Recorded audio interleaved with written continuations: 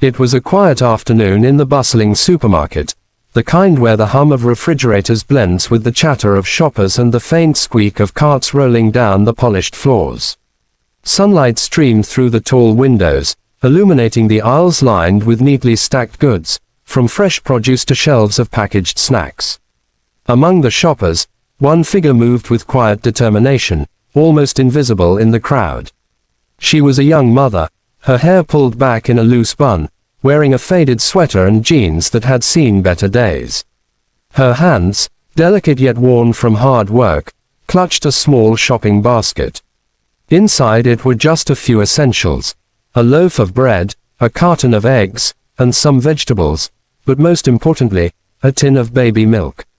Her baby's needs always came first, and even though she barely had enough to pay the bills, she made sure that the little one would not go hungry. As she moved down the aisle, she kept glancing nervously at the prices, whispering calculations under her breath. Her eyes were drawn to the shelves of baby formula, and her lips pressed into a thin line. She picked up a tin of milk, turned it over in her hands, and checked the price. Her heart sank. It was more than she had anticipated. She could feel her pulse quicken and a familiar knot tighten in her stomach. How could she stretch her limited budget to cover rent, utilities, and food for herself and her child? She set the tin back on the shelf, only to reach for another, slightly smaller, cheaper tin. She repeated the same anxious calculations, comparing it to the few coins and bills in her wallet, mentally weighing each choice as though it were a matter of life and death. From a few feet away, a man observed her silently. He was impeccably dressed, his tailored suit and polished shoes marking him as someone accustomed to wealth and comfort. Yet his gaze was not one of judgment. It was quietly curious, tinged with concern. He noticed the way she hesitated, how her hand trembled slightly as she lifted the tin of milk and then put it back down. He saw the sorrow in her eyes, the invisible weight she carried for her child, and it struck a chord deep within him. Despite the contrast between their worlds, hers of struggle and his of abundance, he felt a pull, an urgent need to understand her story. The young mother finally chose the smallest tin she could afford, hoping it would be enough to last the week.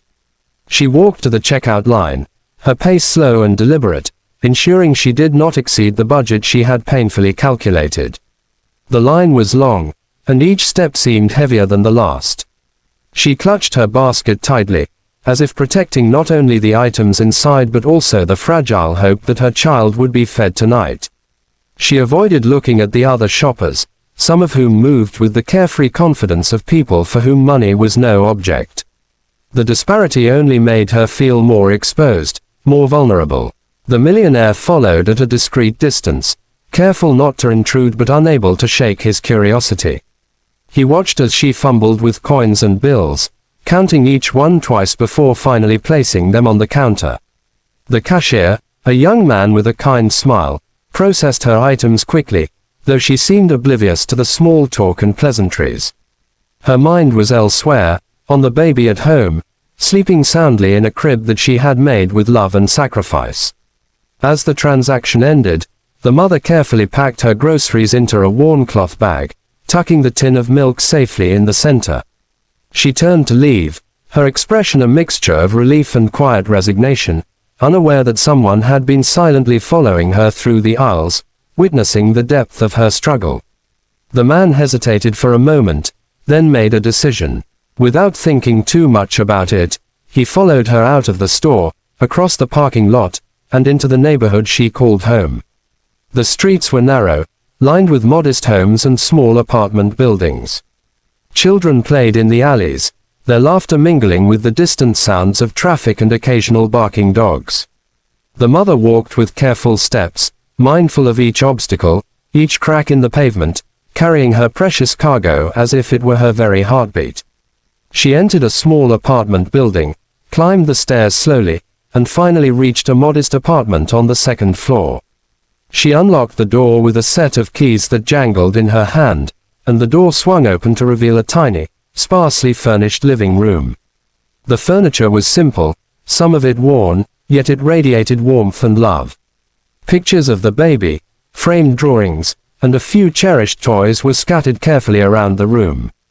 The mother gently placed the bag on the counter and knelt beside the crib. Her eyes softened as she lifted her baby, cradling the tiny body close. She whispered comforting words, words filled with love and reassurance, and the baby stirred, sensing the warmth and safety in the mother's embrace. For a moment, she allowed herself to breathe, to feel the small victory of having secured the milk that would nourish her child for the week. Yet even as she smiled, a shadow of worry lingered in her eyes. Bills still needed to be paid, rent was due, and tomorrow would bring new challenges, new sacrifices. Outside, the millionaire lingered at a respectful distance, watching the scene unfold. He could see the love between mother and child, the invisible thread of devotion and struggle that bound them together. His heart ached with empathy, but also with a sense of urgency. He knew that he had the means to make a difference, to lift a burden that seemed almost unbearable.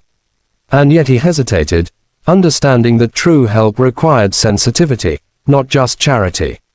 He needed to understand her situation fully, to approach her in a way that preserved her dignity and respect. Days passed, and the man continued to observe from afar, learning the rhythm of her life. He saw her walking to work in the early mornings, her tired but determined face reflecting the unspoken hardships she endured. He noticed the careful budgeting at grocery stores, the small joys she allowed herself and her child despite the constraints. He saw her kindness to neighbors, the quiet generosity in small gestures that went unnoticed by the world. With each passing day, his admiration for her resilience grew, and so did his desire to intervene in a meaningful way. Then one evening, as the mother returned from her job, carrying her baby and a few groceries, the man approached her carefully, ensuring that he did not startle or intimidate her.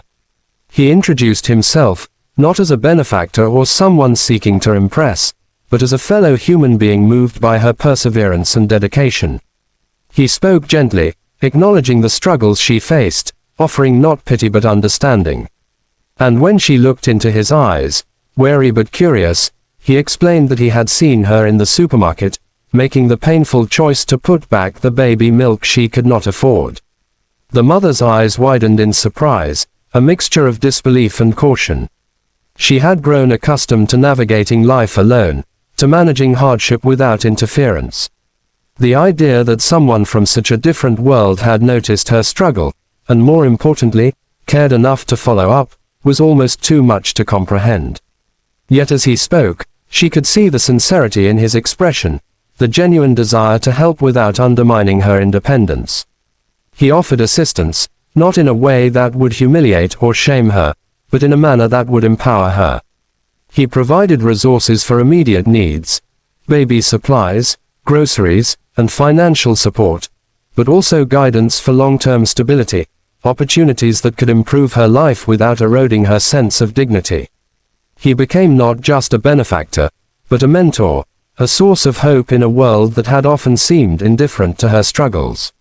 The mother, initially hesitant, slowly allowed herself to accept the help, recognizing that accepting kindness did not diminish her strength or resolve.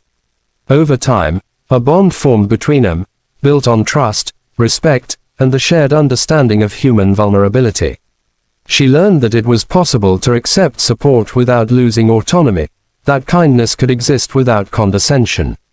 And he learned that true wealth was not measured solely in money, but in the ability to uplift others, to alleviate suffering, and to witness the transformative power of compassion. Their lives intertwined in a quiet, profound way. The mother no longer had to face the constant anxiety of providing for her child alone. The millionaire no longer measured his success merely in business deals or assets, but in the tangible, emotional impact he could make in another person's life. Each day brought new challenges, but also new opportunities for growth, understanding, and connection. And though their worlds had been so different at the start, they discovered that empathy, kindness, and love were universal currencies, capable of bridging the widest gaps and transforming lives in ways money alone could never achieve.